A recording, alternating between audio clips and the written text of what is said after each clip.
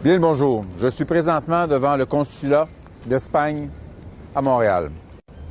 Au moment où je vous parle, 12 députés et personnalités de Catalogne, actuellement une importante région d'Espagne, subissent un procès politique pour avoir organisé un référendum qui fut réprimé dans la violence par le gouvernement central de Madrid.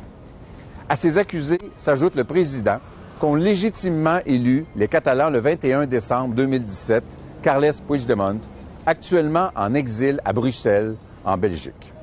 Le crime qu'on leur reproche est d'avoir organisé pacifiquement une consultation populaire sur la souveraineté de la Catalogne. Le référendum a eu lieu et a recueilli un appui massif à l'indépendance.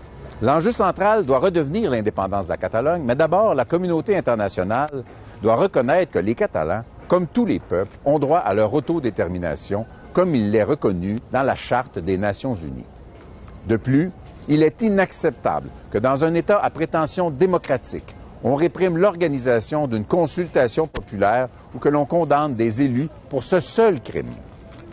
Au nom du Bloc québécois, une formation politique qui travaille à la souveraineté du Québec dans le Parlement canadien, j'exprime toute ma solidarité envers le peuple catalan, ses élus et ses dirigeants, alors que les valeurs démocratiques les plus fondamentales sont foulées aux pieds par l'Espagne, sous le regard complaisant de l'Europe et, il faut le dire, du Canada.